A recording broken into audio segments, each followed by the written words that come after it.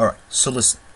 I'm in no position to tell anyone anything. I'm just a guy in my room recording this, my opinions on these two games that I absolutely love, and I would love to see a sequel, but I would also love to see some improvement, because here's the following.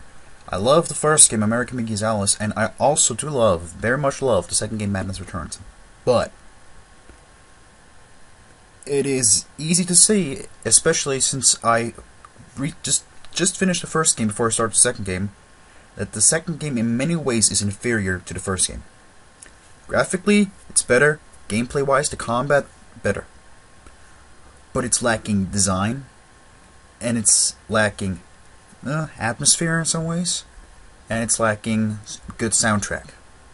Alright, these are like the three important things that are lacking. The combat is way better in the second game. Way better. I love the combat, really quick, really fluid. There were some enemies that just really annoyed me. That might be because it was stupid, but hey, that's game design, makes them harder, makes them more complicated. Alright, I found that good. But on the other hand, maybe I'm just really weird, but I thought that the really awkward executed combat in the first game also added to its charm. Maybe that's just me, but forget about that. Like I said, combat was way better in the second game. I think the gameplay, of course, the jumping was way better, and the jumping mechanics were horrible in the first game. But in the first game, you had quick saves, so who cares? You got that. Combat and platforming were tolerable because you had quick saves and quick loads, so that's okay. The second game, that also jumping mechanics were way better, but I think that it was way too excessive. As Yahtzee from Zero Punctuation has already said, there was just way too many platforming puzzles where I was just platforming in the middle of the air, and which also made them shoot themselves in the knee because of these wide spread out platforms. There were just not enough space to put actual level there, you know, it was just really deep pits, and then you can jump over it. What really strikes me about American Mcgee's Alice, the first game, the things that I most remember is it just jumps into my face when I remember playing in the third level after the forest. I wouldn't need to look this up right now. Pretty much hell. It was hell for me because I remember going through the Fortress of Doors, being amazed by it. Like, literally being, holy crap, this is creeping me out, this is, wow. And suddenly, I'm in a forest. That completely ruined the mood for me, I'm just saying. It felt really generic, and I just didn't expect that happening after the Fortress of Doors. I was like, holy shit, this is cool and original, and then a forest. But suddenly, we were thrown into fire and brimstone. And it was like hell. The music started playing. I looked around. I was like, "Great, we're back on the track of awesomeness. This is great. Keep doing this." It was amazing. And while you just walk through the canyons, volcanoes, and everything, suddenly you come to little chess platforms. And that little part that just came out of nowhere between the canyons, was an awesome strike of genius, in my opinion. Because I just walked, and suddenly there were these really weird angle. There was no level ground. You had to jump around. You went diagonally up the stairs. I just remember this as being so amazing. And then later on, when you're in the Queensland, I believe, when you have to go through the tentacles and you have to go into what I believe to be the Queen's insides, and everything was so narrow. Everything was so, it gave you a claustrophobic kind of feel, and you just wanted to get out of there.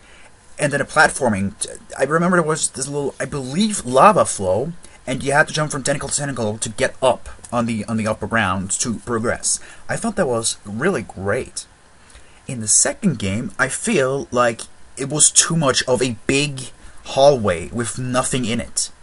That the game was way too open with really nothing in it to keep your attention, or that makes you go, holy crap, this is cool.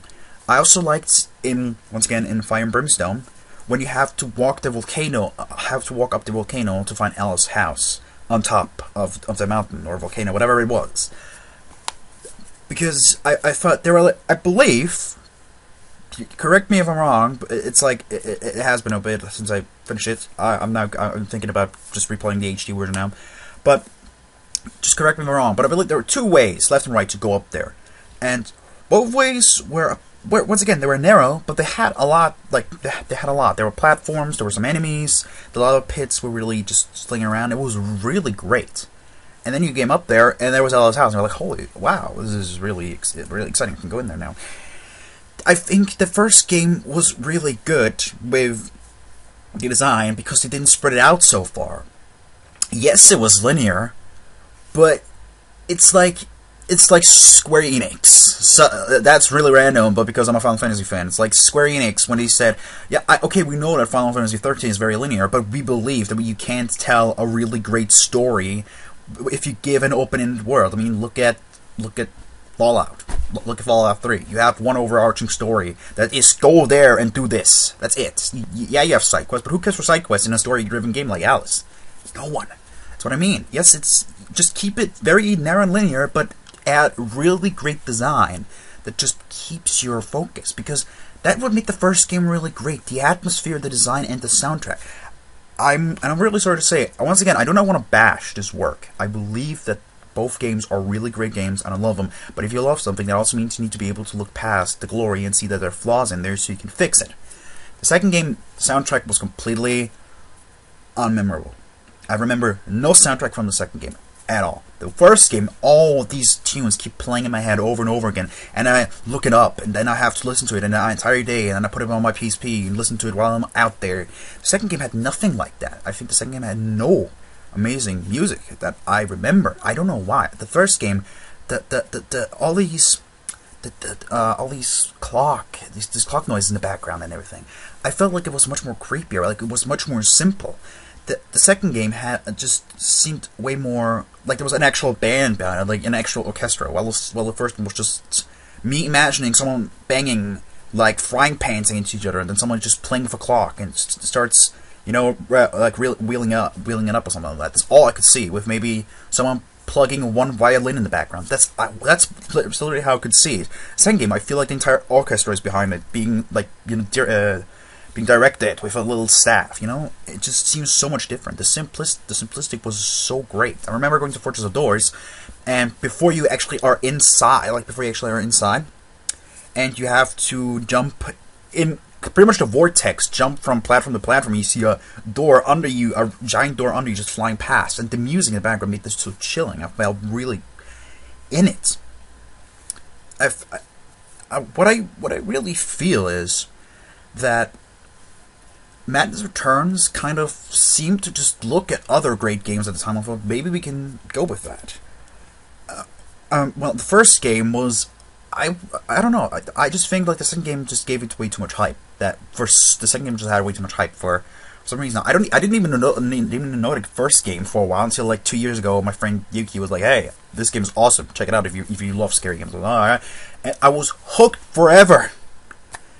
I can't stop thinking, I can't stop talking about it, I can't stop listening, I can't stop playing the game. I love the first game.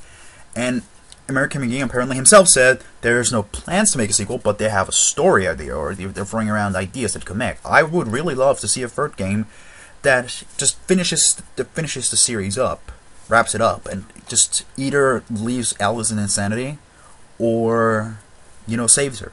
Of course, the second game doesn't necessarily have to be a cliffhanger, because that can also just be seen as Alice is gone. She's completely mentally gone. But once again, you don't have to end it like that. You can just still make a third game. But I would really love to just go back, look at the first game, then look at the second game. And don't just go, yeah, fans love it, people all over the place say, oh yeah, this game is great, because you need to look past the flaws if you really love it. You need to see that there's something.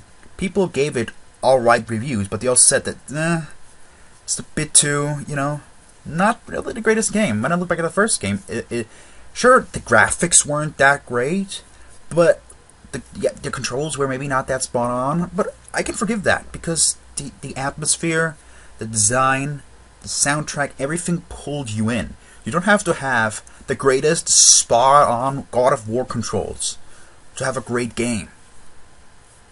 All you need is to actually be able to pull the player in and be like, I won't let you go until you finish my game. And they're like, alright, I'll listen to you, let's do this.